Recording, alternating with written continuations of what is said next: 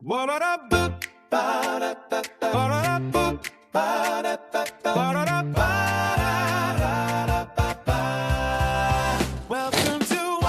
What You Making, a podcast about sharing ideas and connecting with the maker community. Your hosts are Alex Adams, engineer turned furniture maker of Type A furniture, and an alien pretending to be a woodworker, Alex Duffey of Duffey Woodcraft. What You Making is proudly sponsored by Next Wave CNC.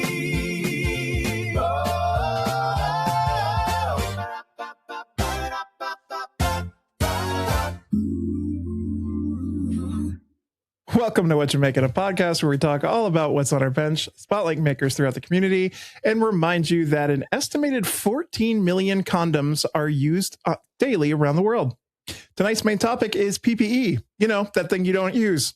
I'm Alex Duffey, and you can find me on Instagram and on YouTube at Duffey Woodcraft. Do you think that number increases on Olympic years for the Olympic Village? So while looking this up, an average of 300,000 condoms are used in the Olympic Village. So yes, that is a significant percentage. I mean, not a huge percentage, but it is a percentage. Yeah, definitely not a rounding error. No. Yeah. Sorry, I'm taking it all in because we skipped a week last week because I've been all over the place. So I feel like I'm out of like my routine. Well, I said my name. Who are you? Who am I? Who are you? Oh, I am Alex over at Type A Furniture. You can find me on Type A Furniture at Instagram. And for those who enjoy this show, you can go to patreon.com/whatyourmakingshow to support the show. Or if you're in the Patreon app, you can just search What You're Making. No G on the end of making because we're edgy like that. Yeah, we've got lots of fun tiers over there that you can join and support the show and keep the madness going. And What You Making is proudly sponsored by Next Wave CNC. If you're looking for the best CNC on the market today, look no further than a Shark CNC from Next Wave. 100% American made from Prairiesburg, Ohio. Next Wave is the leader in desktop CNCs with sizes from a 1x1 to a 4x4. You'll find the machine that is right for your shop. And what you doing? Well, it has been a couple of weeks since we've last talked. First of all, it's April Fool's Day when we're recording this. It's going to be coming out next week, but man, has it been a day of internet shenanigans so far. I think one of my favorite woodworking related or CNC and stuff related, there's been two posts that got me off guard, which was one from Vectric. If you haven't seen it yet, it's about their new product called Easy Clone.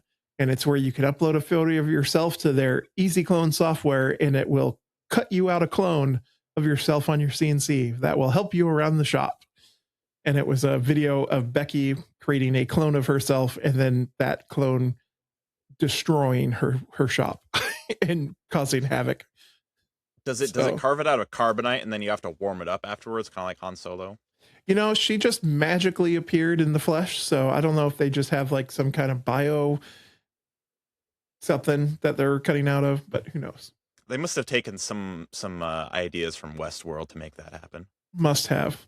And then the second one was from Ziox CNC Bits. They're just kind of an off-brand CNC bit manufacturer that I follow, but they did the the no flute bit. Unlike a zero flute bit, which is one flute, the no flute bit has no flutes. Perfect, cuts nothing, makes no chips. Perfect cuts every time because it doesn't do a thing. Ideal for wood burning. Yeah. And they had a picture of literally just a solid piece of carbon steel. And that was it. So, yeah, it made me chuckle. A burnishing rod. Yeah, pretty much. It's a good probe for zeroing. I don't know. I wasn't on Instagram a whole bunch. I know I did see Festool did their like wireless dust collection by creating a wormhole from the sander to the vacuum, so that wireless dust collection. And then the other one was Daniel Dunlap's Brunt flip flops. Those are pretty good. I haven't seen that yet. I'll have to go look at that. Sorry, this just made me think of products that come out on April Fool's Day that people post, and then sometimes they're so good that they actually become real products. Like Gmail, for example, was an April Fool's gag. And then everyone was like, why aren't you doing that? And Google said, okay, and made Gmail. Mark Spagnolo today posted his take your pills pill organizer that he's selling on his store. They said that one was legit, though. It is. Well, it's legit, but it's only an April Fool's joke. Like, I mean, they're going to ship the ones they have. I saw them. They were like $2 a pill case. There's a physical product there. So it's like, it's a true promotion. But I have to say, the one thing that came out April Fool's, it was pre-COVID, but I saw it and I was like, I really want this to be a real thing. And it was right at the heyday of Fast and Furious, not at 10 or whatever we're at now, but like the 5 and 6 range when it was still really good. It was somebody had made a trailer for Back to the Furious, and it was him driving a DeLorean, and it was Back to the Future remake with Dom, drifting to the future. The trailer was so well done. I was like, I'd watch the crap out of that movie. It was so good. Well, it probably took a significant amount of effort back then because we didn't have quite as easy of AI generation tools quite then. So they probably put some decent work into that to make that happen. Yeah, actually, when artists were making things for real instead of AI making it. Right. So we could tell because he had, only 5 fingers on one hand. Mm-hmm. Well, and not, a fake wig. Oh, wait, no, that's a real thing that's coming out. Moana. Have you seen the trailer for Moana yet? I think I might have seen part of it, but I don't think I saw any of the stuff with The Rock. I was hoping that was an April Fool's joke. Like, he looks horrendous in the worst wig possible. I mean, there should be a little bit more money have spent on making him look better. Because imagine what he looks like in a big curly wig down to his shoulders, and what you're imagining is what they did. Like, it's literally they just put a dollar store wig on his head and called it good, basically. See, what we need is the level of backlash that they got when they made the Sonic movie and Sonic looked wrong. Yes. That was probably the ultimate feedback and change of a movie example that you could ever have, that was it ended up better for everyone. So maybe if we give enough backlash, they'll CGI better hair onto him. Maybe, but that might Disney be a little more challenging, but they have already put out a statement saying they're not going to address it. So how dare they? I know. Well, speaking of artists making things, so let's talk about what's on our bench this week. For me, it's been a busy couple of weeks. I've gotten back in the habit of just getting in the shop and doing stuff. So I made 65 of my D&D dice boxes. I finished a YouTube video, which came out last Wednesday, which was fun. I'm in the process of shooting a second one right now, which I'm doing some walnut end tables. I have some metal tulip bases that I had in my video. I will talk about how I got them from overseas, but I found a cheat code way to use Alibaba to get really cheap things in small quantities instead of large quantities. So I'll talk about that. But I got a couple of really nice metal tulip bases, and so I'm doing some walnut table tops, but I'm also taking, on one of them I routed out a spiral on the top, and the other one I routed just a whole pocket of the entire thing, and I'm inlaying pennies into all of that. So it's going to be a really nice copper and walnut basically look to a table. And for those who are watching, I will give you a sneak peek at the one because I just did the flood coat on it today. So this is what it's currently looking like. Okay. I on was the going to ask spiral. you if you did a full-on groove or if it was like individual holes for each penny. It's a full groove. Yeah. Gotcha. Just because I didn't want to deal with that. So yeah, so I'm working on that. Oh, and here's the other one that's just the full pocket. So I did a whole bunch of them and then did a different layers of the patina to add that color. Took a lot of time. Hey, show me that again. That last one.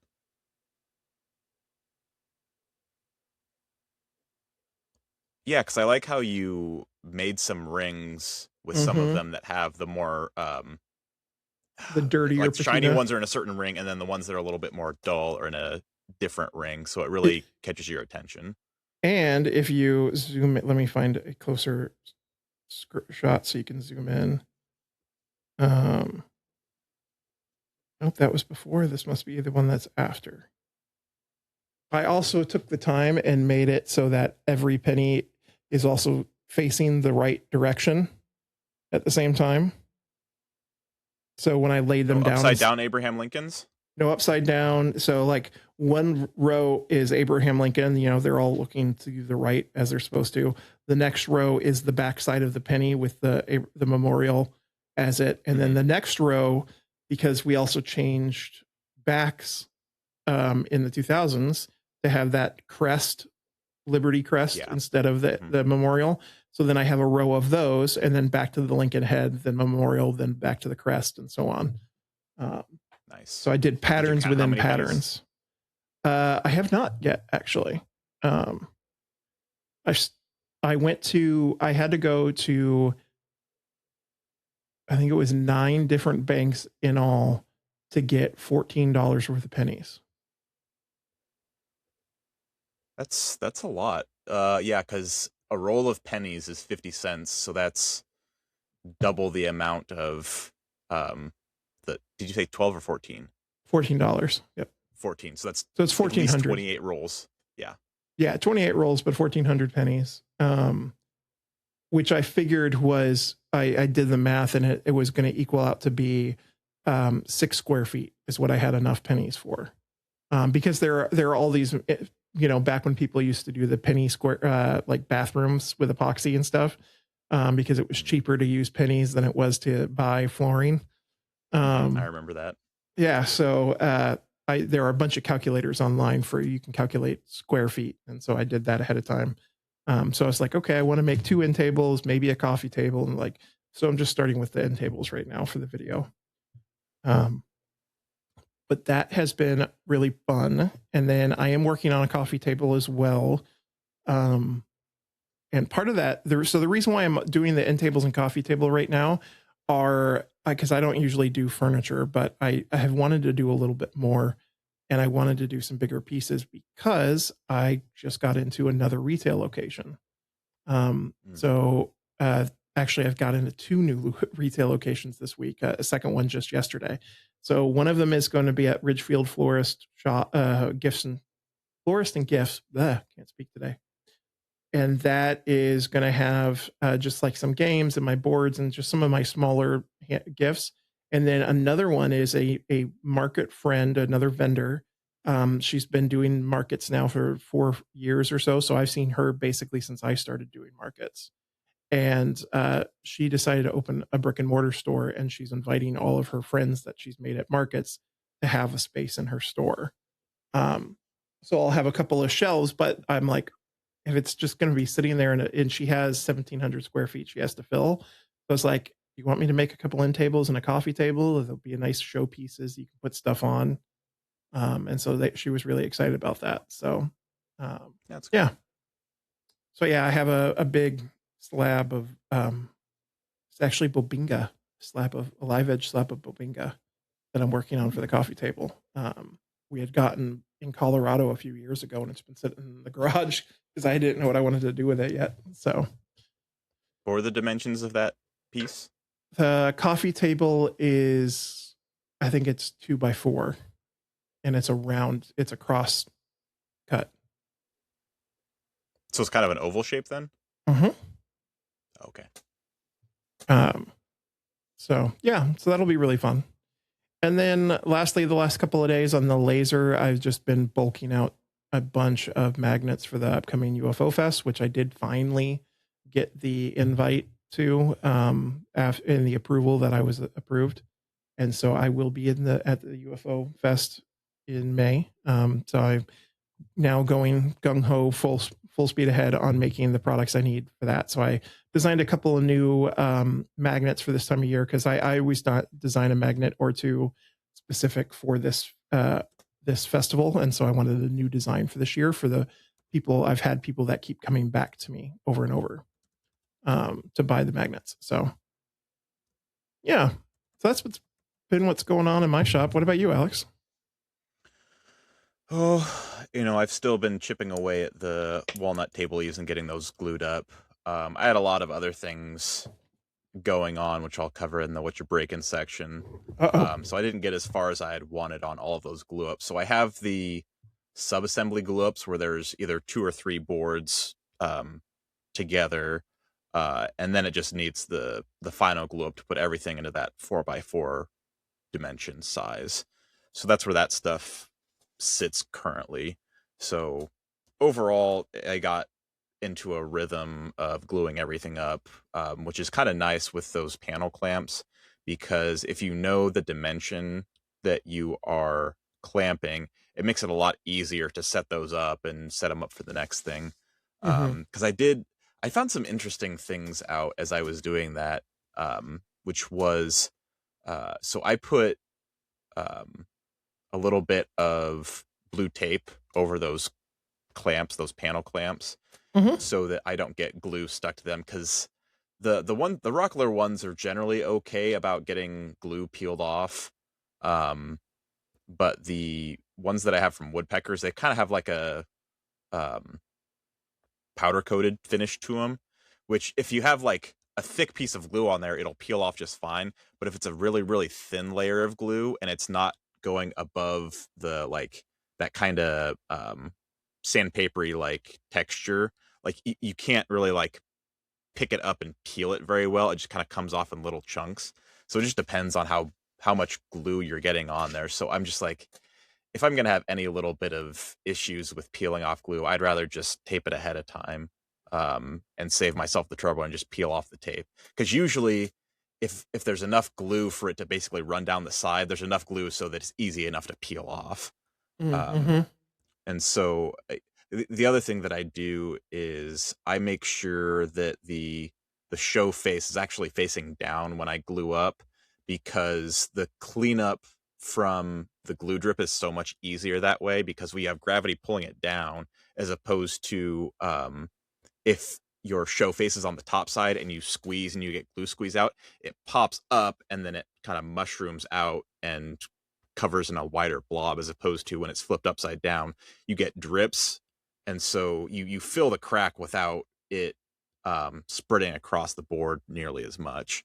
Because I've played around with cleaning up, glue out, squeeze out, and with the panel clamps, like I could go through and wipe down with a water soaked rag of some kind, and you get it cleaned up. But sometimes if there's a little bit more of a gap in a certain area, you can wipe out the glue out of there a little bit. So I'm just like, I'd rather have a little bit extra on top and then sand down to it, and I'm just fine with that. Yeah. And I was filming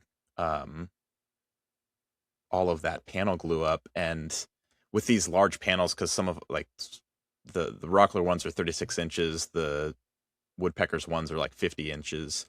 So I have like leaning up against the wood rack behind me. And of course it was the one time the camera, I don't know if it like timed out. I think it died. The camera battery actually died on the iPhone that was recording. And it was just this whole sequence of stuff where I think how it started was, I think I hit I have a little bowl of water for like cleaning my hands off from the glue up. So I like hit that, it spewed water everywhere. And then I like hit one of the clamps behind me, and then it made the rest of the clamps like topple over. And I was just like, oh man, this sucks, but at least I've got a video of it. And then I look and I see that it wasn't recording. So that was a little bit of a bummer. Um, but anyway, I got through doing all the sub-assembly clamping. And the other interesting thing was, depending on how long the glue was set, kind of determined how much it actually adhered to the blue tape. But I think it seemed like the Type Bond original that I used, because I did that on some of them where I had like 2 pieces of sapwood coming together. But if it was just heartwood with the walnut, I would use Type Bond 2 Dark. And so it seemed like the Type Bond 2 Dark adhered to the that blue tape a little bit more. But those ones, I actually left them in the clamps a little bit longer just because of scheduling things. So I was curious if it was just because they were in the clamps for super duper long compared to the Type Bond original, or if it was there's something different between Type Bond 1 and 2 that causes it to like actually adhere to the backside of that blue tape. But I didn't get to the stage where I tried out any of the flashing tape that I have for like epoxy stuff, because I was like, that's probably the next logical progression for something like that, is the flashing tape, because it should theoretically not stick to it. So I might have to try that at some point to see if that's any better than the blue tape or if it's just a moot point. But I know it's a little bit tedious, but I like putting down the blue tape on that to help with some of that squeeze out and stuff. And then some of the stuff that was going on that was adjacent to everything that sucked up a lot of my time was with track meets. Now I'm out of the shop a lot more than I used to be than during the off season. We did have, so it was my birthday and my son's birthday, because our birthdays are like 10 days apart. So we had like little celebrations for that and seeing family and whatnot. And then one of his cousins also had a birthday, and my son, he wanted to 3D print him some, because they were doing like a Fortnite theme for their birthday party. So he opted to 3D print some Dummy 13 like Fortnite versions of that Dummy 13.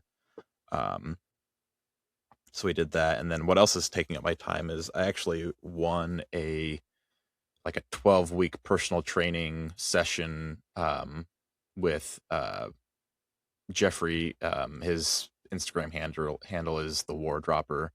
So he had been actually working with Adam Barnett, and now he's working with a couple of other people that we know in the maker community on some personal training stuff. So I started up doing some of that stuff, and that's kind of been kicking my butt a little bit. But doing okay with that. And then obviously March Madness happened, so I was watching lots of March Madness. And as a birthday present to myself, I downloaded a Pokemon Yellow emulator on my phone, which has been very dangerous. So that was a lot of fun. I've already gone through. Yeah, I can probably send you that stuff. So or just the link. Yeah. So I actually did a playthrough of Pokemon Yellow. Like I got through and beat the Elite Four and that stuff. I caught Mewtwo. There's still some other stuff that I could do in the game, but there's a lot more like grinding to get leveling up on the Pokemon, so it's a little less fun than going through the storyline. So I started on Pokemon Crystal, which was the only other Pokemon game that I actually played. So I just started with that one. So it's something to do. I just want Nintendo to listen to the fans and release GTA Pokemon. Like I just want a realistic open world, use Pokemon to attack everybody. Steal cards, so I want, because it's basically like a half a step away from Pokemon Go. Yeah, we'll call it GTA Pallet Town or something like that. Like, yeah, there you go. Playing off of the GTA Vice City. Yeah. I'd go for that. Yeah, so that's been a lot of fun, and that's probably the nice thing about that is because it's just like a game that does not require any internet connection, and it doesn't require like watching ads and other stuff, that it's been a little bit of a nice getaway, nice. Which has been good for my mental health. So I haven't been on social media quite as much as a result, and I think I can see the like the difference on that, where it's just like when I do something like on the phone that locks me out from doing other stuff where I'm not multitasking or whatever, like it's so much better for my brain to be able to like shut down and just do something that I enjoy. That's like, it doesn't like, there's no stakes to it. It's like, I don't Yeah. have to do it. I'm just doing it for fun. Yeah, I knew And you haven't been on social media as much because I haven't got many reels from you over the last couple of weeks. yeah, that's true. My reel sending has declined some.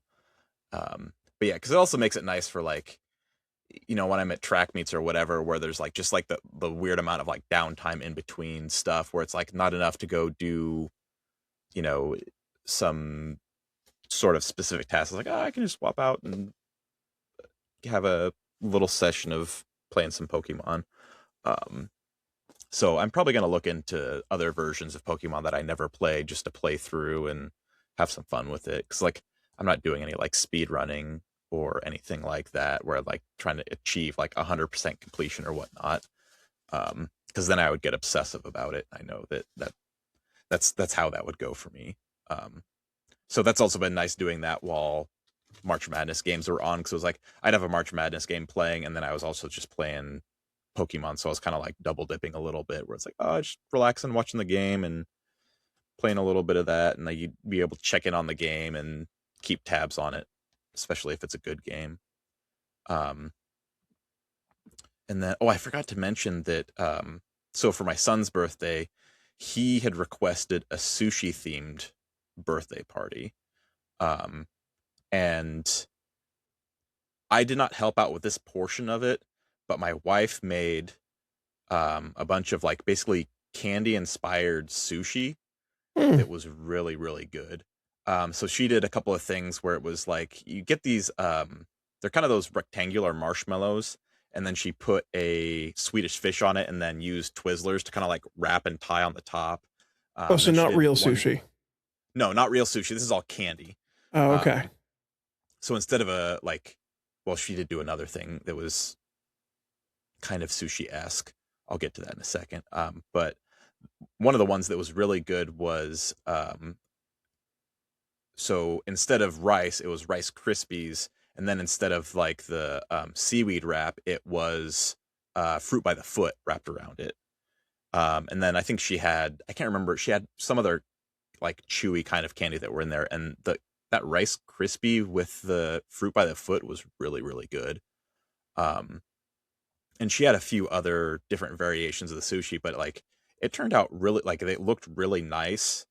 And it also had like a good flavor profile. And then the other thing that she did was it was kind of like it was similar to a cake roll. But what she did was she took Oreos, scooped out the filling, crushed up all the Oreos and made them into like almost like a cakey batter and rolled it out. And then, put the filling, she mixed in some cream cheese to get some more, filling out of it. And then she rolled that up and then made cuts. So it's like kind of like sushi, but it's similar to what you would have for like a cake roll. So that was also very delicious. Now I'm hungry. I know. It was glorious. So that's basically everything that I've been making recently. And nothing can go wrong. Oh no, it all went wrong. So what hasn't been going well then?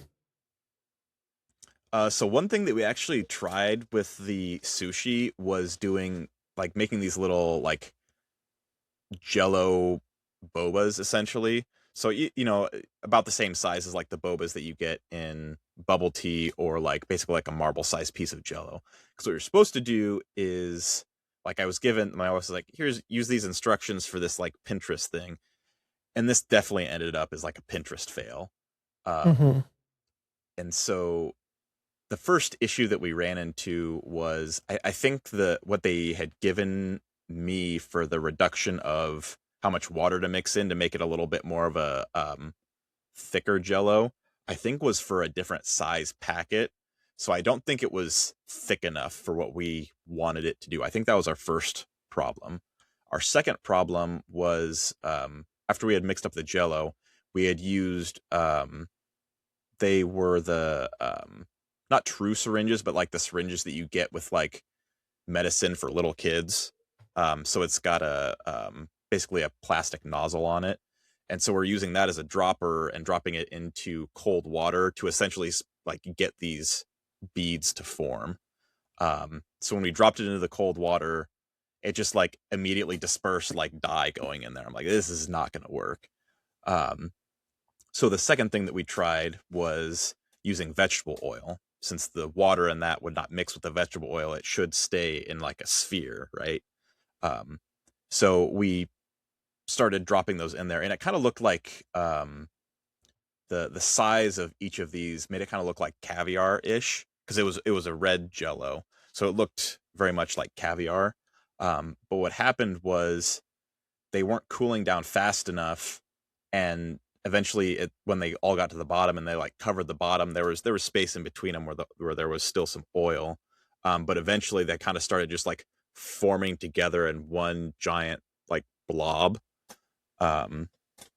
So what might have worked if we could have chilled the oil, that might have got it to solidify sooner, but it just ended up being like little slabs of jello like covered in oil, which is kind of weird. So it was a small packet, so we didn't like lose a whole bunch of it. We only ended up messing up with half of what we had, and we were just like, this is not working. The party is in 2 hours. Like, let's just put it in a jello mold, like a container that we would have for jello, and just have it as regular jello and be just fine, because my wife already made the amazing like candy sushi stuff, so we already had like good things. Mm-hmm. And then the other thing that I had go wrong, because I had mentioned I was doing a little bit more lifting recently, is I overdid it and I hurt my back. No. So yeah, that's really what threw me out of commission this past week. Because I've dealt with some things in my like shoulder before, and through physical therapists, I've been able to identify and do what I need to loosen that up when it does get tight. But this was a whole different thing that was like, it was in the middle of the back, kind of like a little bit lower than the shoulder blade. So initially I was like thinking, I just need some rest on it, but like I couldn't sleep because I'm a side sleeper, and so my shoulder pressing in like made that pain worse. And the only thing that I could do was like lay on my stomach with my hands kind of like forward and up, and that was the only way that I could sleep. But my pinky would go numb in like 30 minutes to an hour, so I'd have like it no feeling in that pinky. It's like, yeah, it's fine. You had a bulging disc, most likely. I've had that multiple times. Okay. It's when one of your like spine discs is hitting your nerve cluster there, and so that's what shoots that pain and everything. So when I finally did go into urgent care, what they suspected was like a overacted like muscle swelling and pinching the nerve, which that sounds better than a bulging disc to me. Bulging discs happen all the time, though. Like sometimes you'll never know. But yeah. Oh yeah. Unless you actually go in, you won't know. But no, it's sometimes like they just happen, but they don't go far enough to hit the nerve cluster in the spinal cord. So like they'll just heal on their own anyway, naturally. But there are sometimes you just don't know. I've had a lot of them, so I've learned way too much about them. Yeah. So they gave me a muscle relaxer and a pill form of a steroid. The pill form of the steroid to help reduce the inflammation, and then the muscle relaxer to kind of reduce some of that tension that had built up, and that Methocarbamol significantly. What? Methocarbamol, however you say it. Starts with meth. I think it was cyclobenzene. Oh, okay. Are you talking the steroid? No, the muscle relaxant. Yeah, I think it was what I just meant, the benzene. Yeah, okay. Cyclobenzene or whatever it is. Yeah, methocarbamol is another one that works really good, though it makes you should not drive under it because you get so damn tired. Knocks you out. Yeah, that's a common thing with muscle relaxers, is making people too fatigued.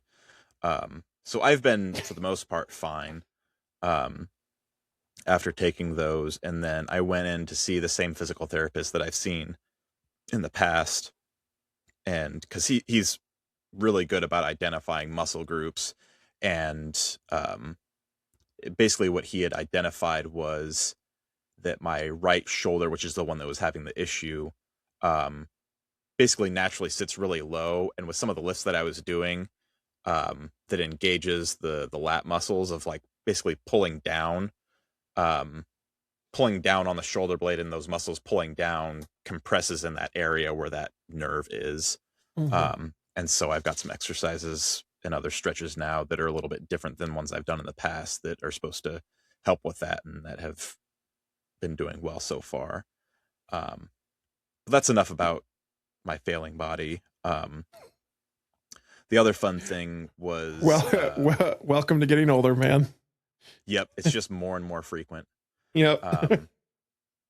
The other thing that I had, so while I was basically like not able to move a bunch, obviously I played some Pokemon while I was doing that. But I also worked on finishing up my taxes, and there was a stage at which so I have everything in an Excel document for my accountant, where all your expenses and stuff, and you categorize things and do all that stuff. And so as I was organizing it, I ran into some issue in Excel, and it had to close on me, and so I lost some of my progress. Oh no! Fortunately, I knew where I was, like stepwise, so I knew which things I had to fill in, and it wasn't like a whole bunch of work, but it was just one of those things where it was like, why did this have to happen? Like I had been like habitually saving, but it's still like it was probably only maybe like 30 minutes to an hour's worth of work on that document, but still it sucks when you have to like go back and redo stuff, because it, like, you're in your mind, you're like, I hope I don't forget something that I already did. Yeah. So anyway, I finished that and sent it over to them, which I sent it over 2 days sooner than I did last year. So yay me, improvement. Good job. So, I mean, obviously it's not like the night before. So I don't need to like get an immediate like extension or anything like that. So assuming that he doesn't have an overly large workload this season, it should be all fine, because it was fine last year when I got it to him a couple days later than I have now. So I should be good to go. And then I don't know if I should have put this in the what you're making section,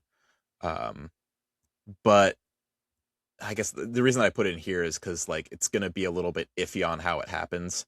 So my next wave CNC is scheduled to arrive next week on a Tuesday. And the rub is like their delivery window is when I am usually at practice for track.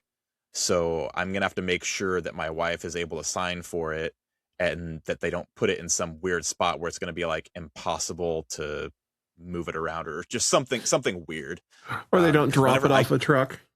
Yeah. Because the other thing too is that I always need to make sure when I get a freight delivery, like I don't get it a bunch, but I get it enough that I need to tell them, you need to drive in this specific way so that you get out of town a lot easier, just because of how the road layout is where I am. Because the street that I'm on, it's a brick road, and it's narrower, so you're only allowed to park on one side. So it can be a little bit dicey if they are not familiar with the roads here. So they're supposed to call me like 30 minutes before the delivery is supposed to happen. So I know I'll be able to give them the instructions then on which way to drive into town. But hopefully, because what I might have to do is I might have to like just bike alongside the runners during practice and just basically have my phone available unless they call me before. Because there's like a small chance that they'll call me like the hour before it's I need to like go over to practice. So it's it's giving me a slight bit of anxiety of like making sure that everything goes smoothly.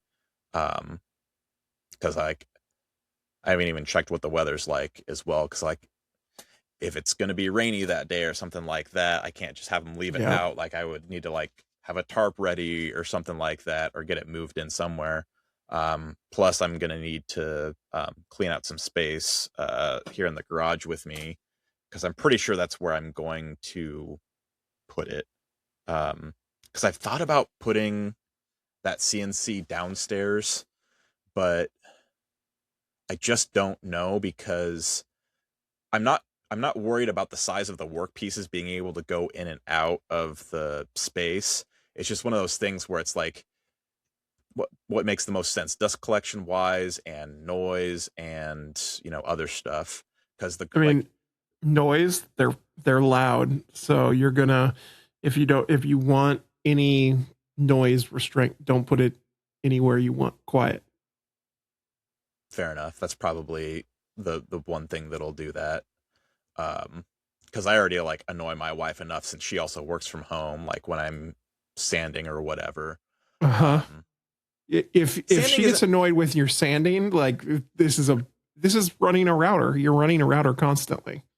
Yeah, because it's like sanding isn't like terrible in our house, but like if you're using a different operation, like you said, like a router, or like if I'm running the domino, like that makes more noise just because the type of cutting operation. So yeah, I should have it in the garage. The good thing about the garage though, when it comes to the noise, is that since I did the roll-in insulation, that does absorb some sound. Mm-hmm. So it won't be like super terrible, but it's like I'm not gonna want to run it. Like, I mean, I'm sure I'll run it at the wee hours of the night every now and again if I have to, but I'll probably have it running during the day most of the time when I do actually need to run it. Plus the other benefit is I already have a dust collector set out here anyway, so I can hook it up to that and have dust collection that way. Because I don't have more than one machine on the dust collector at a time out here, and I haven't used a lot of the machines that are out here, like the drum sander or the router table. But with the introduction of that CNC, it'll make more sense to use those machines a little bit more, especially like when you're flush trimming the last little bits off of whatever, and then running stuff through the drum sander. But we'll have to see about the drum sander, because sometimes I just feel like I do better hand sanding, depending on the type of item it is.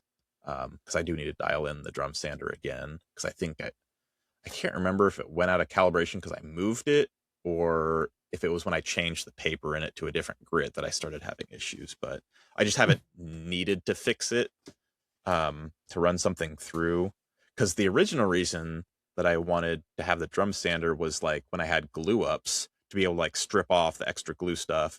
But those wide pieces, I was having issues with the calibration, getting it nice and level, so that it wasn't ending, uneven. And I was getting better results from my normal way of sanding in terms of like evenness, where I'm like, I'll just stick with what I know right now and go with that for now.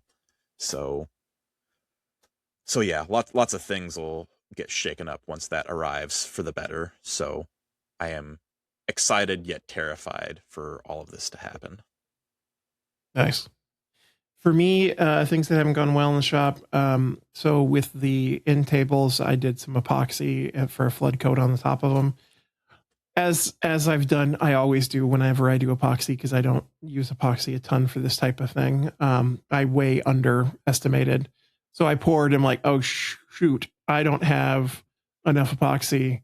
So I need to make another batch and, warm it up and pull the bubbles out and everything else before this other stuff starts hardening. And yeah, so it was very annoying.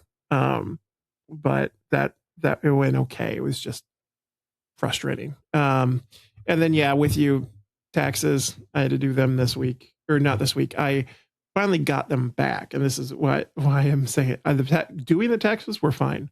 Got them back from our person. And yeah, we owe a good amount this year.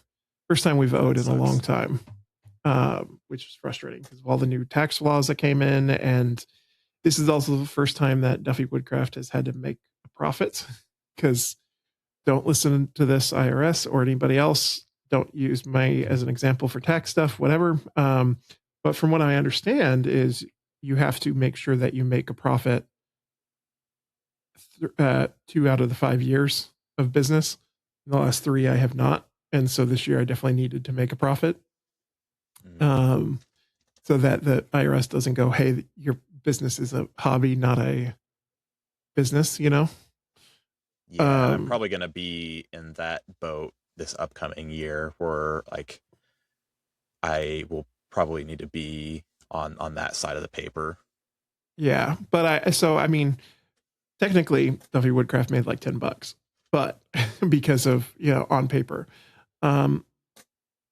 But I didn't get to go as far negative as I have the last few years with, all the write-offs from buying machines and everything else.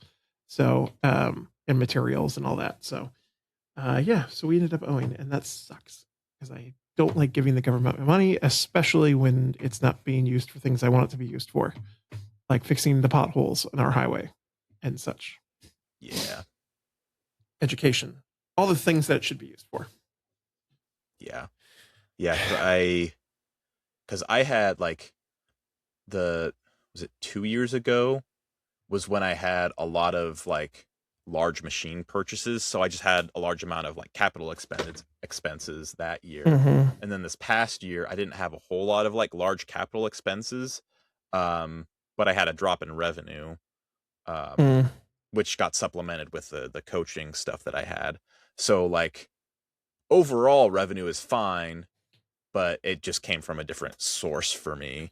And so, I'm not too worried about it this next year because like I don't have any big capital expenditures that have come through because I've got most of like the large tools that I need. So it's mostly like consumables and smaller things. So I'm not super worried about making that happen. So which is good to be making revenue because I'll be introducing new products with getting the CNC in, so I'll have some other things to be able to sell anyway. So do some more sales at markets and whatnot to bring that number back up. Yeah, and same. And though this next year, like I really won't have much as far as capital goes this or purchases this year, so it's just going to be the standard stuff, which means I will probably have more revenue. So I need to start adjusting ahead of time and start putting more aside to have taken out. So I'll just figure it out later with the accountant. Yeah. And I mean, even too, like even some of the larger purchases that I had generally I can't remember what the threshold is where they recommend depreciating out equipment and whatnot. I think it's like a couple $1,000 or something like that. But I've never really wanted to depreciate on a schedule. I just took them as a single year as opposed to like a multi-year deal. Because there's like, this actually came with some of my engineering classes where it was like, the depreciation of tools to evaluate projects and that kind of stuff. There's a million different ways to depreciate stuff rather than just like in a single scenario or spread evenly across several years. Like there's all sorts of like exponential or trailing or all sorts of weird different ways that you can depreciate stuff to basically make it work with your the income that you're bringing in to kind of match. Because like if you know that you don't have a lot of income this year, you can depreciate it over like the next couple of years to like match it to your projections. So this is why accountants have very good job security, is to like figure out these types of things. And this is the kind of junk that makes me frustrated. Like it shouldn't be this difficult. There shouldn't be multiple different jobs to make sense of all this crap. It should just be everyone pays the same amount. Done. Like, yeah, flat taxes would be so much easier to deal with because it's much more it's far easier to understand. There's less things to screw up and mess up. And I say same So, amount, yeah. I mean same percentage. Everyone should just pay a flat percentage, not amount, because that wouldn't make sense. But Right. anywho, moving on to, well, speaking of money, I guess. Shut up and take my money. Let's talk about sales wise. So for me, I had my first spring show, and it did go really well. I was actually very surprised. This was a market that I have never been to before, and it was also the first one at this venue. I've been to their Christmas market, and it's always done well, but spring markets are always really low, usually in my experience. So I was so very surprised at how well this one did. I did more than I thought. Still nothing compared to the Christmas, but I did more than I thought, which I was really excited about. And on top of that, when I was offered the spring market, another vendor reached out to me and offered me another one the following weekend. And for those who follow my journey and know me about markets, like I don't take markets I usually don't know anybody from or haven't done myself in the past. I don't like to do new markets consistently. And so I was like, all right, I'm going to do one or the other. I'm not going to do both two markets because I assume it's going to suck and it's going to be a waste of my time. So I don't want to do that 2 weekends in a row. I'm just going to do one. So I picked one, and I'm glad I did because that one was great because it was the better. Like I said, it was the better. I've worked with this market vendor before, so at least I knew how she manages the market and how she advertises the market. This other person, I haven't worked before, and I didn't know the venue. And so I was like, I just don't want to risk it. So I turned it down, but I had another friend who was vending there. So long story short, I went the second weekend just to go support my friend and shop. Man, am I glad I didn't do that market. It was bad. It was a very small venue. It was not advertised whatsoever. There was no space between, like, nobody had 10 by 10s. They all had 6-foot tables, and there was no space between the tables. So like she just created a row of tables, and like if a vendor needed to get out, they had to walk down to the end behind everybody to get out. Like it was rough. And it was in a venue that had, like, it doesn't matter that it has stairs, but it had stairs. And so it was separated. So there was 2 levels, and it's like the building is almost like, what is that house called where it's a split level? It was like a split level house where you had to go up a flight to get up to one level, and you had to go down a flight to get down to one, which would just suck for carrying in wood and stuff to vend. Like I wouldn't want to do that anyway. But yeah, so when I was there, I was generally, how a market's going to be the first hour they're open, because if it's the first hour they're open and I find that they're busy, the market's going to do well. If the first hour they're open and it's dead, that market is not worth your time. And I was there 20 minutes after open, and there wasn't a single other person there shopping. Wow. Yeah. So my friend was very, very happy I came and supported, but I felt bad for her at the end of it. And I'm glad I didn't do that market. But so yeah, so one market went well, the other one not so well, but I wasn't there. So yay. So that's what I had going on. What about you? I had someone who was, it was a Facebook post of like an acquaintance, where they were basically doing a DIY, like entertainment center built-in console type project. And they were needing like basically like the shelf components of like thick wood. And so they were specifically asking about like what it is to make that happen. And so there were several people who had commented on the post, and I commented myself as well, where it's like, if you need something that's that thick, like you can go to these couple of places. Some of them will be able to flatten it for you. Generally they have wood of, these certain dimensions, because some of them were kind of long. I think there was one that needed to be like 10 foot by, I can't remember how deep it was, maybe 20 inches or something like that. So you definitely need a few boards to make that happen width wise. And so I did end up quoting it to them. But I think it was like it was just one of those things where it's like you could tell that since it was by a DIY project that they may not have budget to do something like that, where it actually makes sense for me. So like I basically threw out a number that was reasonable for me that was probably above what they wanted budget wise.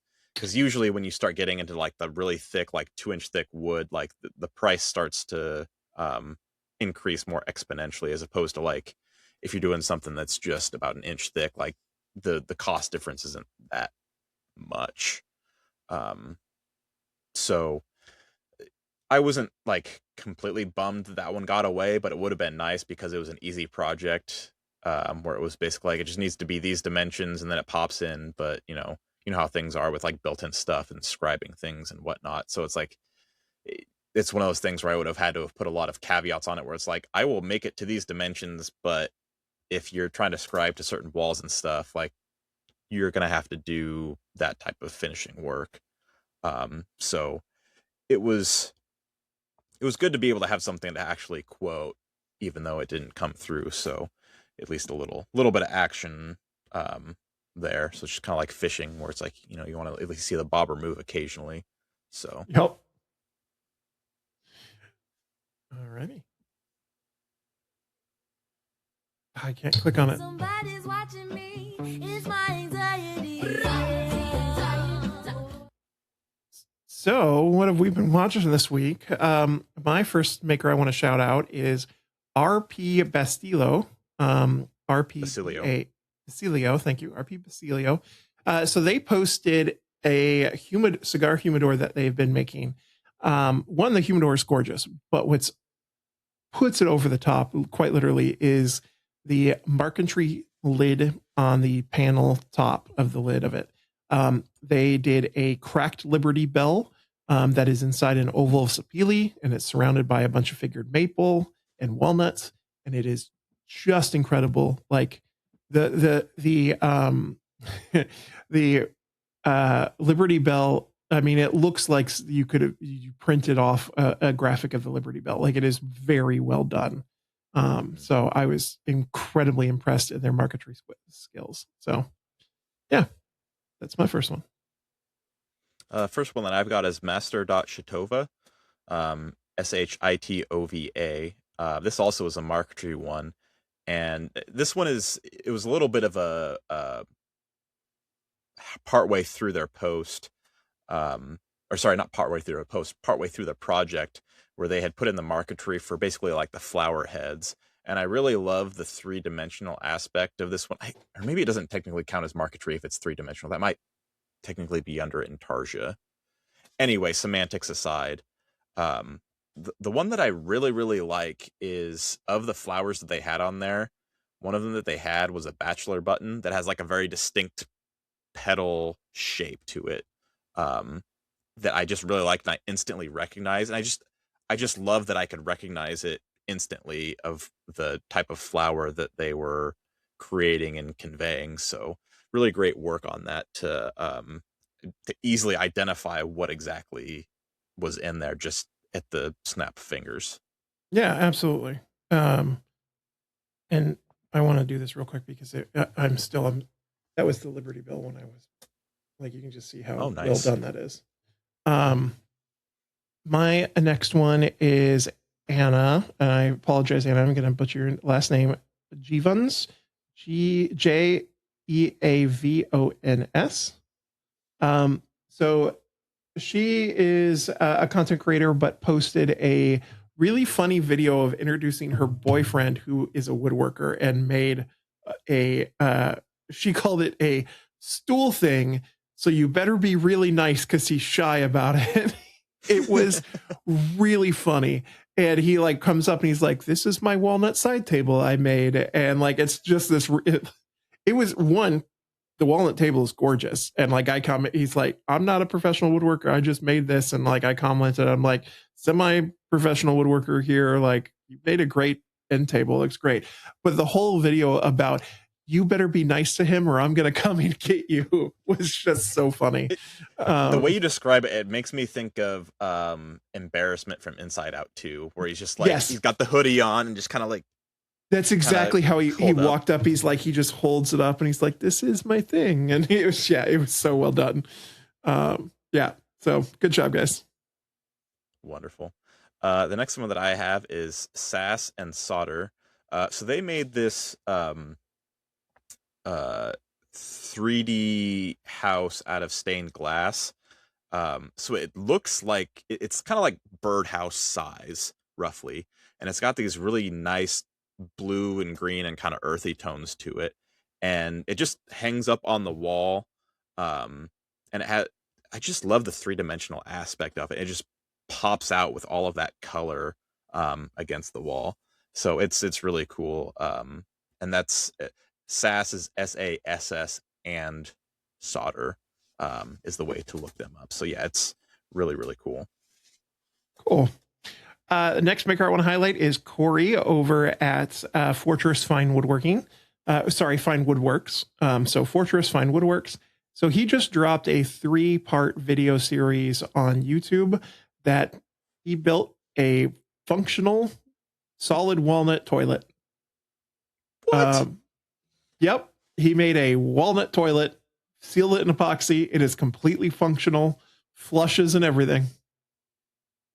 Wait. So does it have walnut pieces and they're just like floating in epoxy, or is it like No, like just like epoxy coated? He took epoxy coated. Oh, okay. So Gotcha. completely solid walnut, and then he coated it in epoxy to make it watertight and fecal tight. But plumbing tight. Yeah, there you go. But it was a really cool video series. An insane usage of walnut. I have reached out to him, and he is interested possibly in doing the podcast. So hopefully we'll get to talk to him about it, because I really want to ask some questions about how this project came up. So do you think we'll get a live demo? Maybe. That would be wonderful. Yeah. Anyways. Next one that I have is PM_Woodworks. So they made just like a classic bevel gauge out of cherry. So like everything on it is cherry except for the little like screw that like locks it down. So, I mean, I don't use a bevel gauge a whole bunch, but I do have one. But it's one of those tools that's very specific usage, and if you use it a lot, you probably use it a lot. So it just looks so well done and put together and just sharp, because I just love seeing stuff with perfect straightness and everything, because I know I would also, like, for it measuring angles and whatnot, like you want to make sure that everything is straight and dimensionally accurate. So good job on making that bevel gauge just out of solid cherry. Mm-hmm. My last one is from Brambles Woodwork. Now, this maker is in Grand Rapids, Michigan. What is their name? They don't list their name in their bio. Shame on. By the way, pet peeve. Let your name in your bio, because if I want to shout you out, I want to shout out your name. So, anywho, What if they're shy? Maybe they're shy. What if they're embarrassment? They have their face as their photo. They should have their name. I want to know who they are. Anywho, Is it just does that make does Banksy make you angry that he's been under like an anonymous name for a while and they think they know who he is now? oh, they you don't like an absolutely know anonymous- who it is. They caught him on video. Well, yeah. And yes, I'm happy about that. Anyways, You hate Daft Punk too? no, I love Daft Punk. He made these gorgeous koi earrings. The koi fish earrings. Does the tail actually move? It looks like he might have had some relief cuts in there. That's what I was thinking too, or maybe they're just that's where it was. But yeah. Maybe scroll over to there's a few more images. No, there's only the two. No, there's multiple. Oh, there's more. See, there you go. I'm backwards here, so it's Yeah, hard. because I've seen that before where they've done those types of relief cuts for like a wooden snake. Yeah. So I bet they might have a little bit of wiggle in them.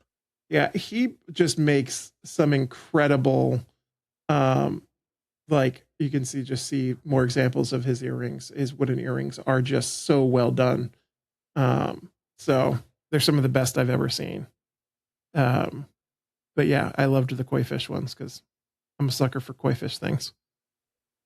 Oh, my son would be all about if like making like, since they had some of those like circle shapes, that'd be perfect for making like sushi looking stuff. Absolutely. I bet my son, like, obviously he wouldn't go for like earrings, but like, why not? He doesn't wear earrings. I'm sure he would make them and give them to Nana, and she would love them. There you go. But I was thinking, like, he would probably actually use like coasters or something like that. If we made him look like sushi, or like I'm gonna he could make a sushi tray that looks like sushi. I'm gonna shout out another one of his. Look at these orange slices from like Paducah and maple. Yeah, right. They look so good, so good. All right. Do you have any other one that you want to shout out? Nope. I already had all mine. All right. Well, I'm going to shout out one more that is just an honorable mention, and that's Jason over at Bourbon Moth. And I'm only mentioning it because it was rage bait, and it made me so angry. It raged you? It enraged me, and it was his stupid $6,000 walnut river table pallets he made. Mm-hmm. Have you seen this? Oh yeah, I'm aware of it because he made it a long time ago, and then like I think he posted it as more of like a joke on his website, and then someone finally pulled the trigger and bought one, so then he had to like go and remake it because I think, didn't he give it to Jackman for him to do something out of it or something? Maybe, I don't know. It went to someone else, so he didn't have one, so he had to remake it. So I know that he's like, oh, it's nice that I have this, but crap, now I gotta make this. Yeah. So I saw the post and I was just like, really? All right. Anyways, moving on to our discussion of the day. Oh, whoops. Oh, I dropped my monster condom that I use for my Magnum Dong. So personal. What? So is Magnum Dong in this scenario like the tools in the shop, or what? Like what? Yeah, why not? Or do you just love Always Sunny in Philadelphia? I mean, I love Sunny in Philadelphia, but we're gonna say if we're talking the Magnum is definitely the Domino. So I mean, you're rocking a Magnum toilet or tool, right? Sure. Anyways, personal protective equipment is what we're talking about tonight. The things that we don't use, though some of us do, and some of us don't. I'm bad. And especially in YouTube videos, I almost never do. And then I get comments from people, you should really wear a dust mask. And I'm like, yeah, I know. I still don't. But I love getting sawdust boogers. Right? Yeah. I love blowing out my nose and having it just be walnut. Yeah, no, I do wear a mask when I should wear it more, but I do it when I do heavy sanding, or especially if I'm doing like big batches of my router table stuff, like, because that doesn't have dust collection. So anything that doesn't have dust collection, I'm using a mask for, but I don't use enough. But for me personally, I do wear prescription safety glasses in the shop because I do need glasses, and I like to be able to see the little tiny millimeter marks when I'm measuring. So I need those glasses. And then so you just need it for short stuff.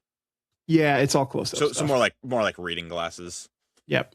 But I got when I ordered my last round of glasses, I did a prescription safety glass, which was nice. I like it. And they're shatterproof and stuff, so it's really nice. They double as shooting glasses and everything else. So I got LASIK, so I don't have to deal with that anymore. I'm not there yet. Like it's my eyes. The stigmatism is the problem. It's not so much power or anything.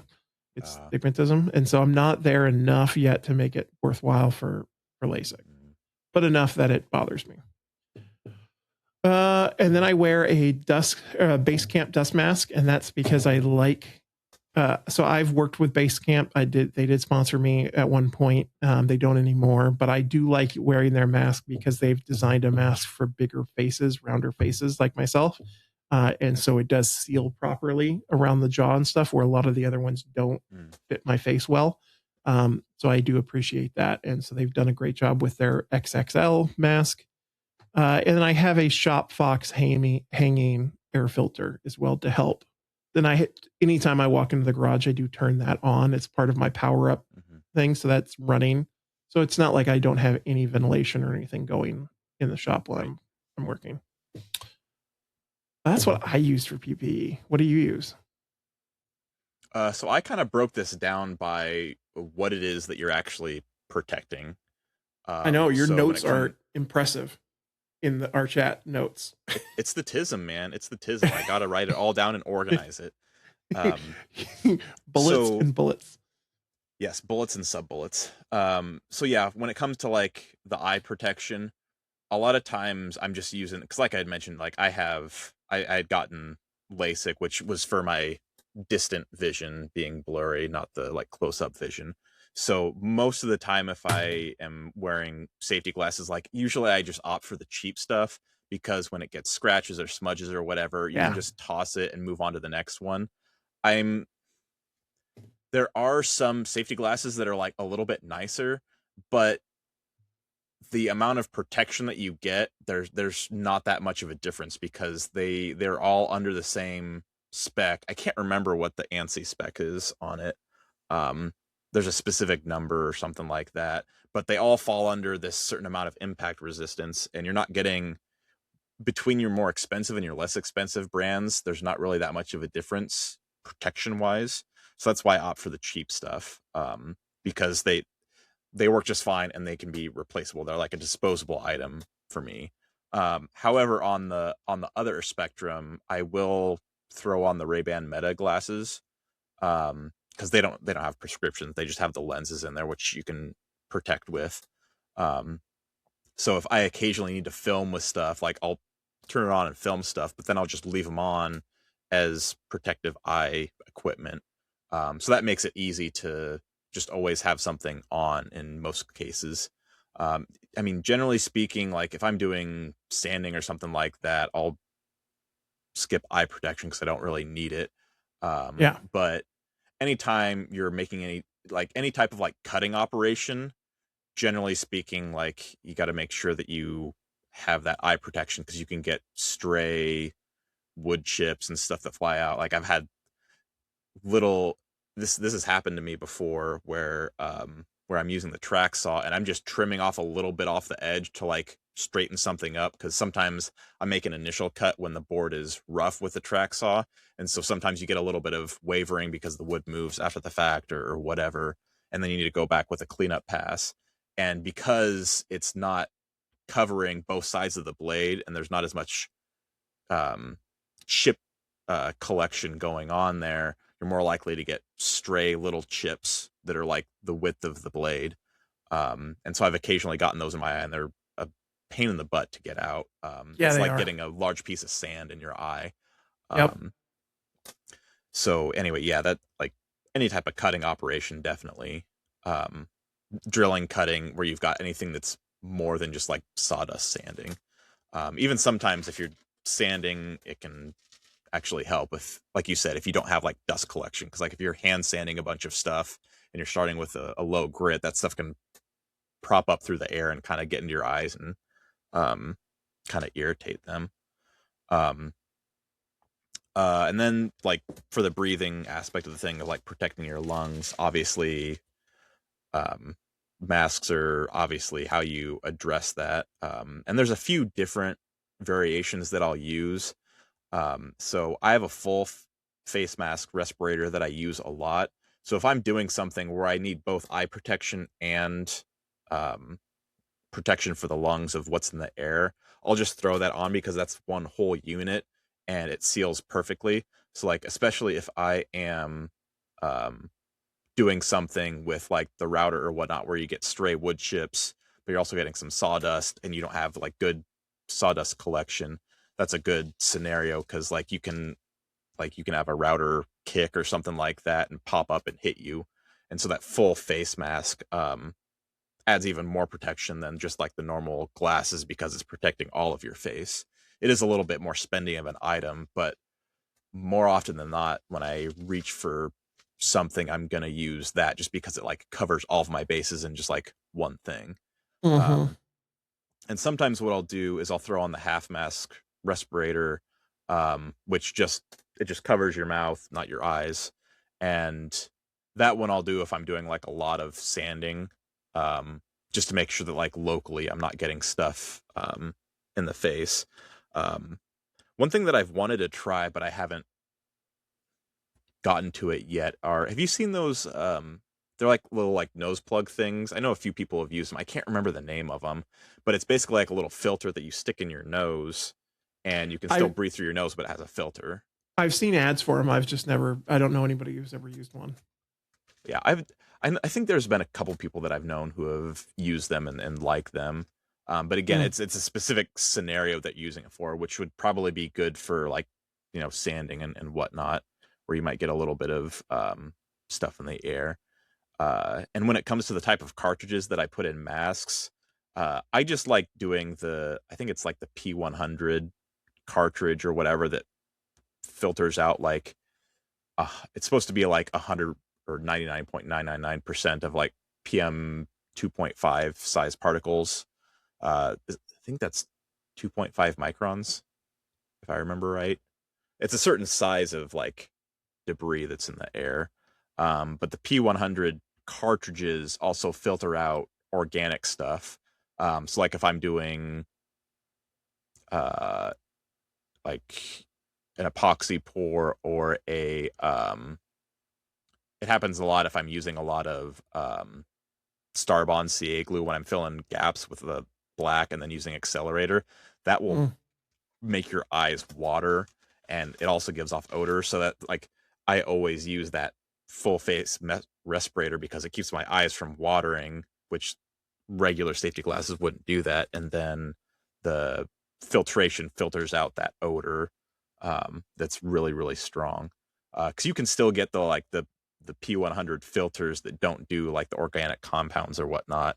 I just haven't seen a need for those as much as like, well, if I'm just going to spend it on cartridges, I'd rather get the one that has more so then I have to worry about swapping between them for whatever type of scenario. Because the cost isn't super bad between the two of them. I mean, you still want to use up your old filters instead of just chucking them and going to cartridges that have more filtration. But the other thing that I do that's nice on those cartridges is that it's easier to write the date that you have put them on there.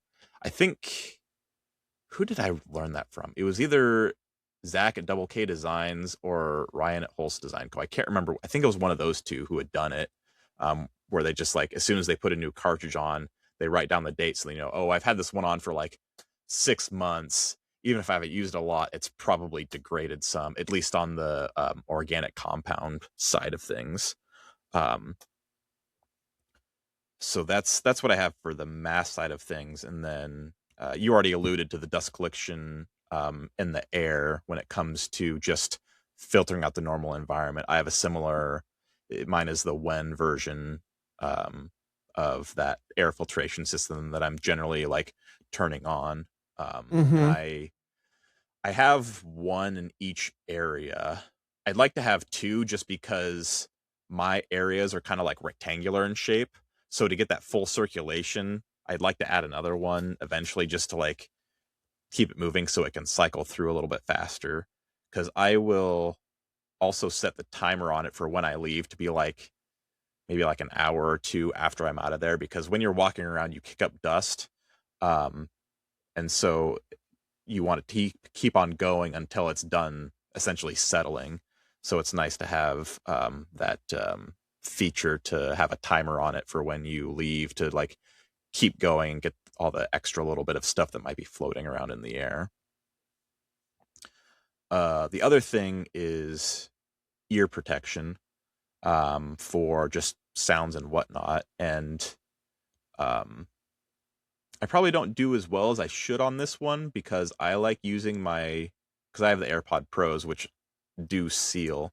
It's not like the most ideal hearing protection because you need like the best hearing protection is something that goes over your ears, like bar none.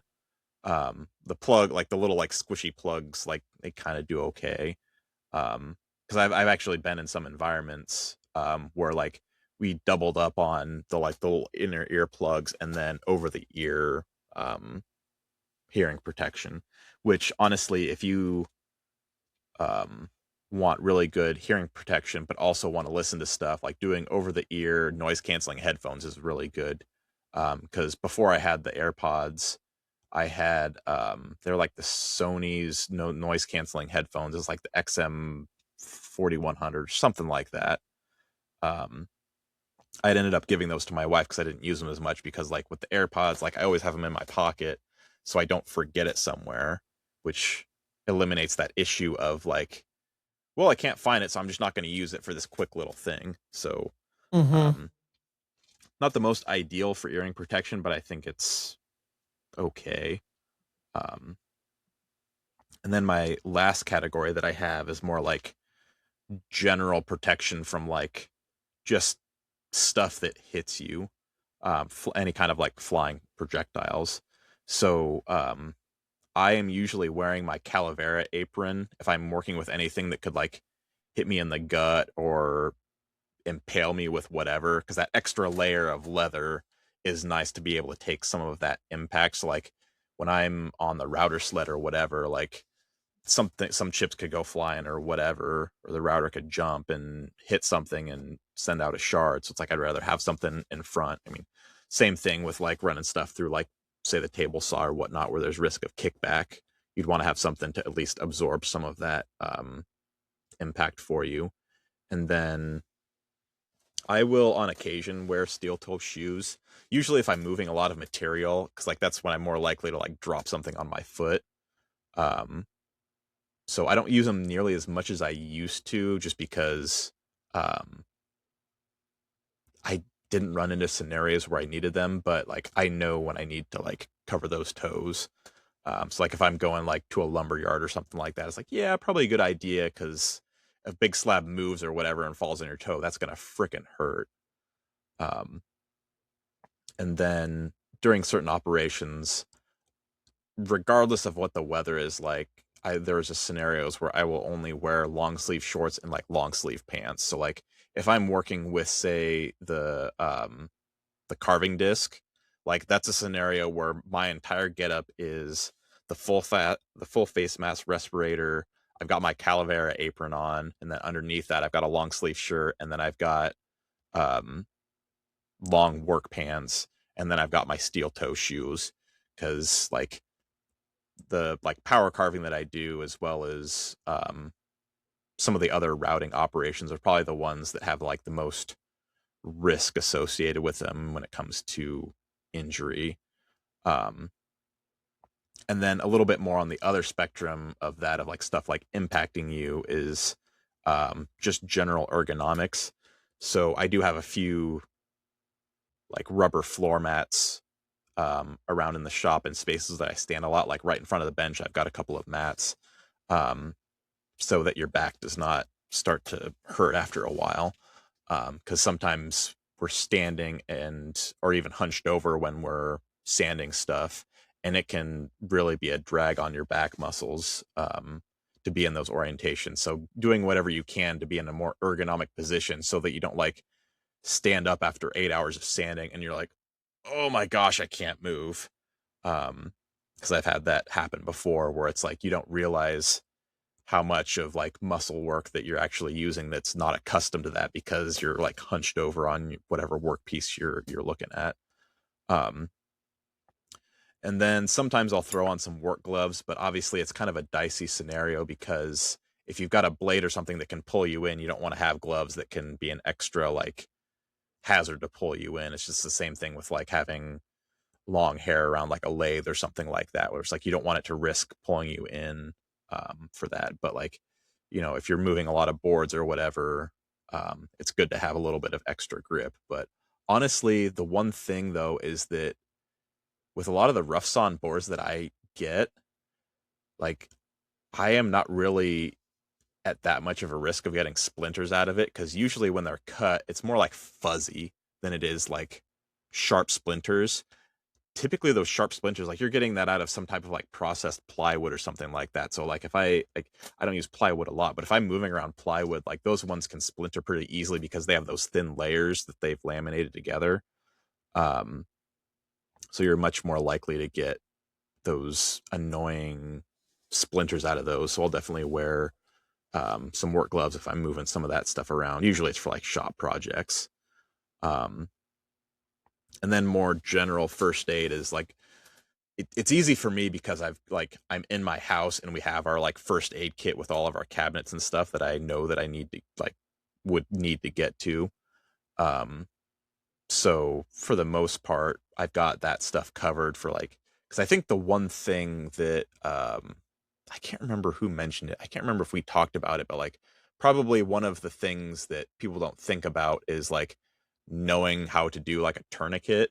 Because if you are like doing a sawing operation and you like say your arm is in front of it and you hit an artery, getting a tourniquet on that thing can sometimes be the difference between bleeding out and fainting and being able to stay conscious long enough to be able to like call for an ambulance or get help. Because it doesn't always a cut in a very specific spot can be a lot more dangerous than it actually seems, even if it's like a super clean cut. And because see, this was later last week, my son was playing around with I gave him a scrap piece of wood that he wanted to carve into like basically a letter opener.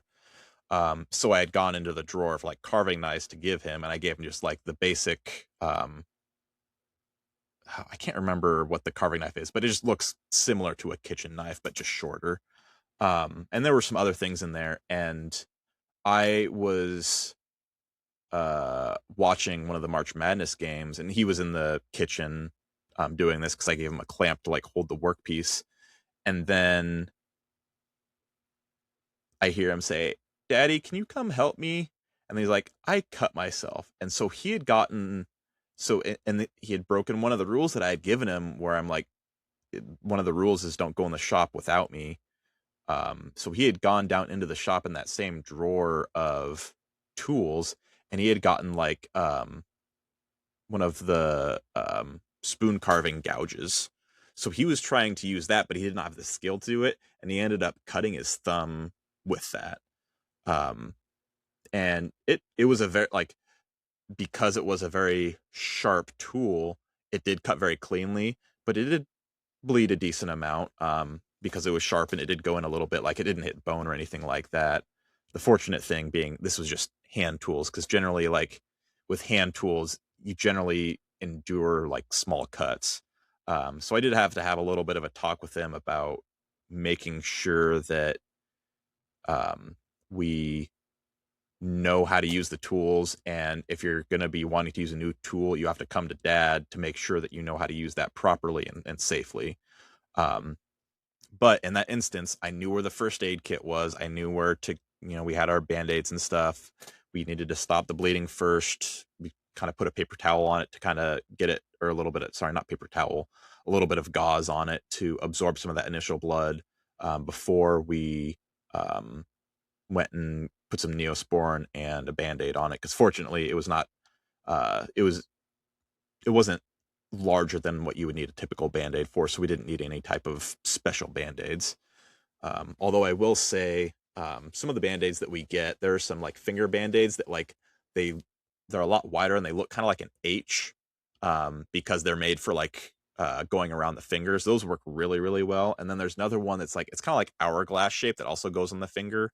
That's like the second choice for what I would have for like finger cuts, bruises, injuries. But like the one that has like the H shape works really well, especially because it can form around and do well around the joints of the fingers.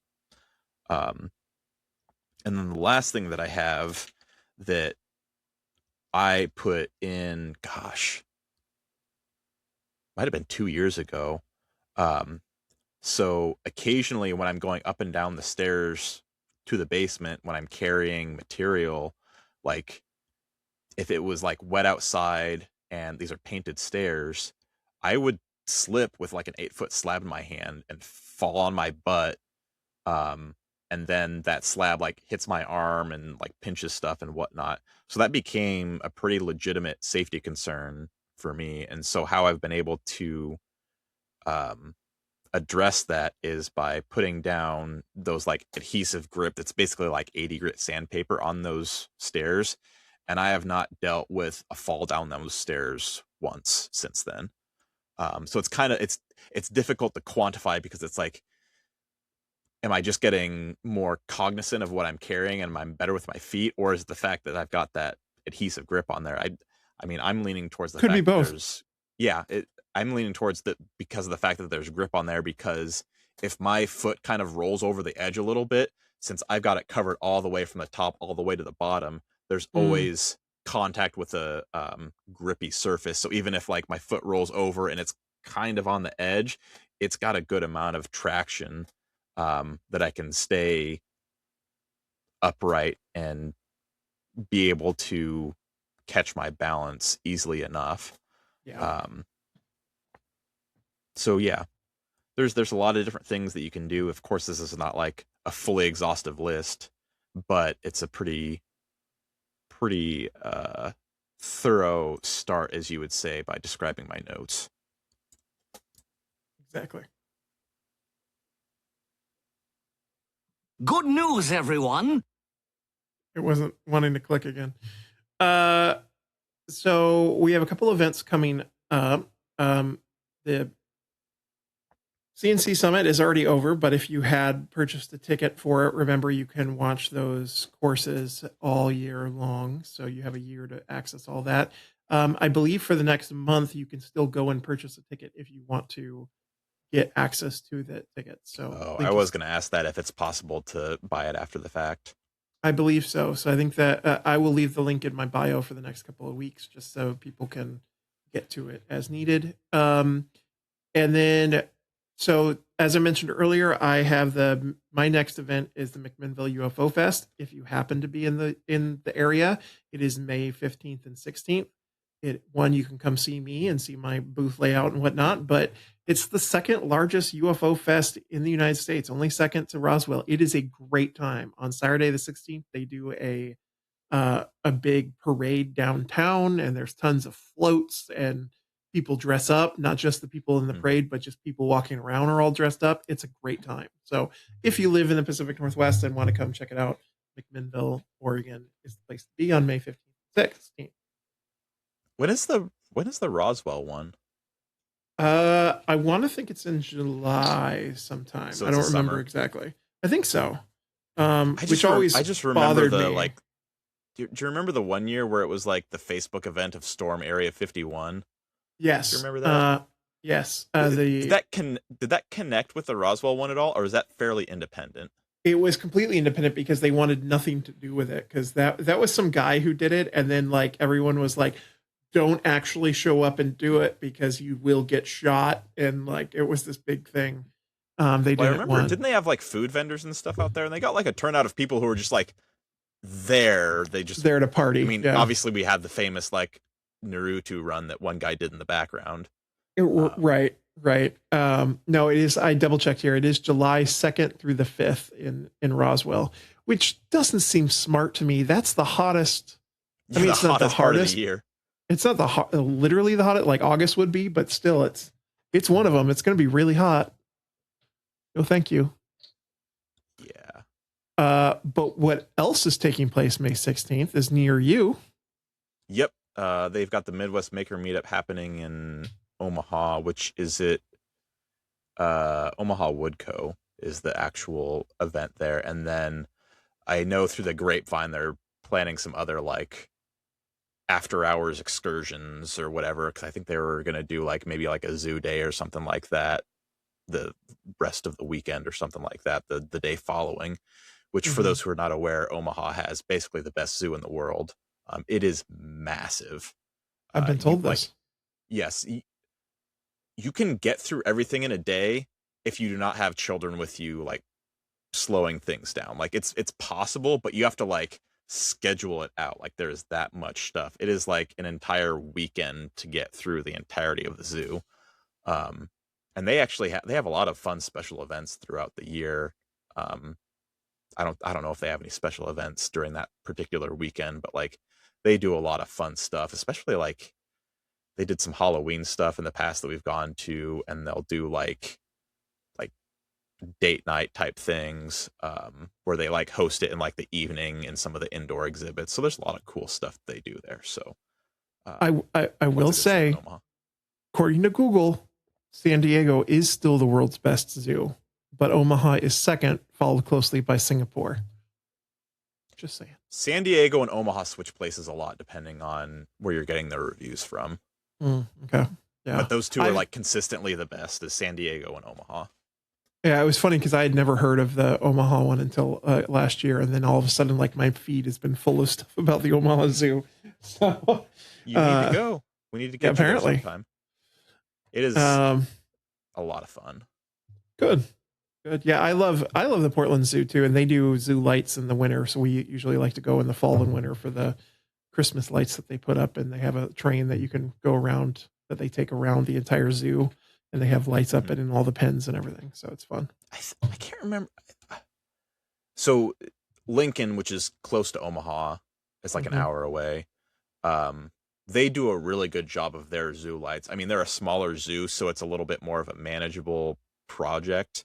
But right. They do really, really well with those zoo lights. It looks really, really nice. And it's like a nice, comfortable size zoo that you can get through in a day very, very easily with your kids. And it's supposed to be like a very immersive experience where you're able to like, cause like you can feed the giraffes, you can, they've got the little exhibits where you have a zookeeper talking about like a bird or another animal that you can go up and be able to pet or touch, and all sorts of other things where you can interact with the animals. So it's a really fun zoo, even though it's a smaller one. Nice. Well, that's all I have. Anything else you wanted to mention? Just if you enjoy the show and you want to continue supporting it, head on over to patreon.com/whatyourmakingshow, or just type in What You Making Show into the search bar of Patreon. You'll find us there, and you'll be able to choose from a few different various tiers, depending on your preferences. And if you are watching or listening to this live on April 8th tonight at I think 5 p.m. Pacific, I will be on the IDC Woodcraft show. So come join us over there and say hi to Liberty and myself, because I just found out today they asked me to be on. So yay. Oh, and the Artemis 2 launched right now as we were recording like a few hours ago. So they should be getting pretty close to the moon at that point, if I remember right.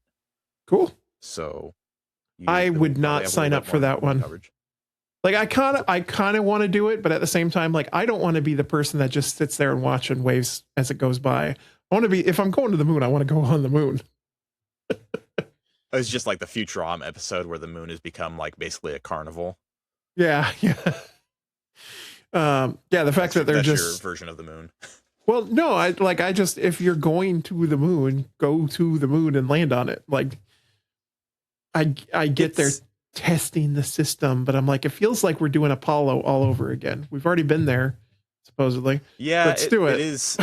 I mean, I was kind of surprised by that as well, but when you think about it, the gap in technology, like you don't have a lot of stuff to reference, like the computer systems that they're running on are no longer there. I mean, like the math is the same, but like the control systems in order to land are completely new, and you've got different feedback loops and everything like that. So at least from an engineering perspective, it's like you've got new systems that are supposed to be better, but you do still need to test them, which the 737 Max is a testament to that. Of like, even though you build it like really well, you still need flight hours to like suss out all of the potential issues. And because that was one of the big deals with the 737 Max, is that it didn't have nearly as many flight hours logged as previous generations did. So there's no substitute for real life testing. Yeah, I agree. But they did already do an automated one there once on Artemis 1. So if you're sending people this time, land. Just saying. Don't worry, Elon's gonna. I wouldn't be surprised if all of a sudden Elon launches tomorrow, beats them there, and like is sitting and waves as they go by or something. It'd be funny. How far out has that Tesla that he launched gone? That was a long time ago. It was. There is you can go and track it. There is a trackable thing. One of his goals with Starship eventually is they want to go capture it, and bring it back. And so that way they have it in like a museum or something. Called the Starman Roadster. Apparently it is in the constellation of Capricornius. I have no idea where that is. It is. But they say it's 273 million kilometers away. Yeah. So there is whereisroadster.com is where you can track its current location.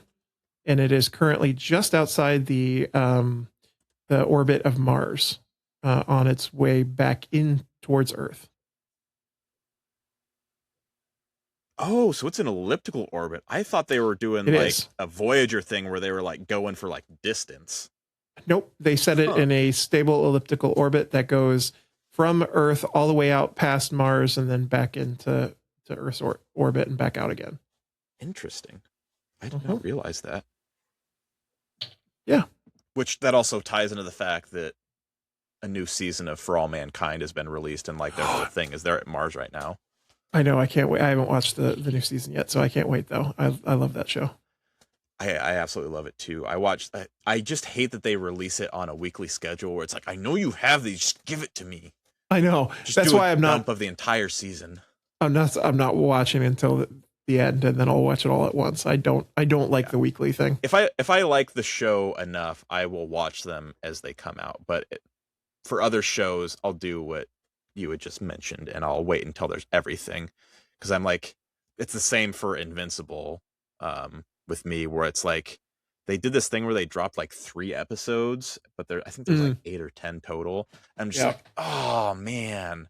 So I'm going through another series right now, so I'm keeping myself away from that one so that I can just come back to it. And then I think a new season of The Boys, I think it might be the finale season too. It is the finale season. Yep. It is the finale season. Okay. That's another one that I will watch those as those come out. Well, now that we've gone off track, remember, or I don't know, thanks for listening, guys. And remember, in case I don't see ya, good afternoon, good evening, and good night. Good night, everybody. Night, night. Always use protection.